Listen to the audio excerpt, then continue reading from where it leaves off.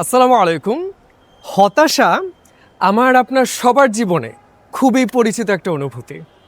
আমরা সবাই কোনো না কোনো কারণে জীবনে কোনো না কোনো সময় হতাশায় ভুগেছি, হয়তো অনেকে এখনও ভুগছি। এই ক্ষেত্রে আমার কাছে মনে হয়েছে কোরআন শরীফে খুব ছোট্ট একটা সূরা, সূরা দোহা আমাদেরকে দারুণভাবে সাহায্য করতে পারে। এক্ষেত্রে আমাদের কিন্তু ব্যাকগ্রাউন্ডটা জানতে হবে। আমাদের প্রফেট মহানবী সাল্লাল্লাহু আলাইহি ওয়াসাল্লাম একটা সময় খুব দুশ্চিন্তাগ্রস্ত হয়ে পড়লেন। দিন যায়, সপ্তাহ যায়, মাস যায়, তার দুশ্চিন্তা বাড়তে বাড়তে তিনি একেবারে বিষণ্ণ হয়ে পড়লেন। কারণটা কি? কারণ আল্লাহর পক্ষ থেকে কোনো ওহী নাজিল হচ্ছে না। আর তিনি ভাবতে লাগলেন, আমি কি তাহলে কোনো ভুল করেছি? আল্লাহ কি আমার উপরে অসন্তুষ্ট? এবং চারপাশে অমুসলিম যারা ছিল তারা কিন্তু কটাক্ষ করতে শুরু করলো যে দেখো, তোমার আল্লাহ কিন্তু তোমাকে ভুলে গেছেন। এভাবে 6 মাস চলে গেল এবং তার মানসিক অবস্থা প্রচণ্ড শোচনীয়।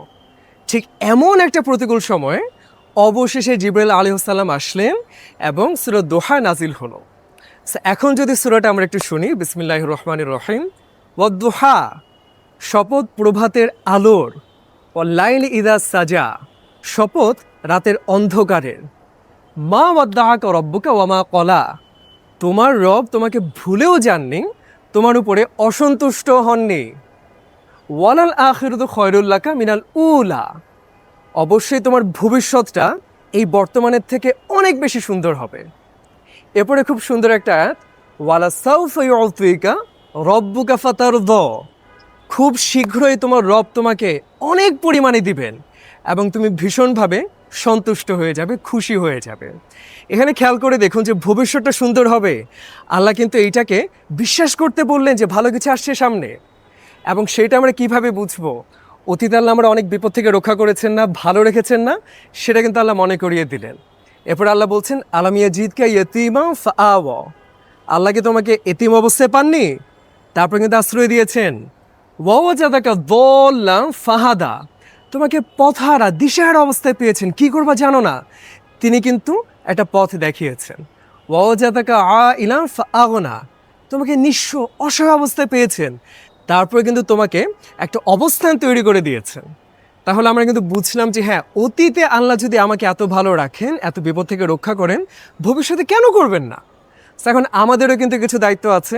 এখানে আল্লাহ বলছেন, ফাআম্মাল ইয়াতীমা ফালা তাকহার, তুমি কখনো এতিমদের সাথে খারাপ ব্যবহার করো না। ওয়া আম্মা সাইলা ফালা তানহার, যারা তোমাদের সাহায্য চাচ্ছেন, হয়তো ভিখারি যারা আছেন, তাদের সাথে কড়া করে কথা বলো না। ওয়া আম্মা বিনিয়ামাতি রব্বিকা ফাহাদ্দিস, এই যে আল্লাহ এত নিয়ামত তোমাকে দিলেন, এত ভালো কিছু দিলেন, এইটা প্রকাশ করো, এটা চর্চা করো। সুতরাং এই সূরাটা যদি একটু দেখি, শুরুতে কিন্তু কি বললেন? দিনের আলো, রাতের অন্ধকার। And that is exactly how life works. We inhale and exhale. এই যে দিন আসে, তারপর রাত আসে। সো জীবনে কিন্তু এমনই হয় যে দেখা যায় দীর্ঘ একটা সময় ধরে হয়তো আমরা পড়াশোনা করছি, হচ্ছে না ভালো রেজাল্ট, একাডেমিক কামব্যাক করতে পারছি না, হয়তো চাকরির চেষ্টা করছি, হচ্ছে না, বিয়ে শাদী আটকে আছে, অসুখ বিসুখ পিছু ছাড়ছে না। আমরা কিন্তু হতাশ হয়ে যেয়ে মনে করি, আল্লাহকে তাহলে আমার দোয়াটা শুনছেন না, আমার দোয়া কবুল করছেন না।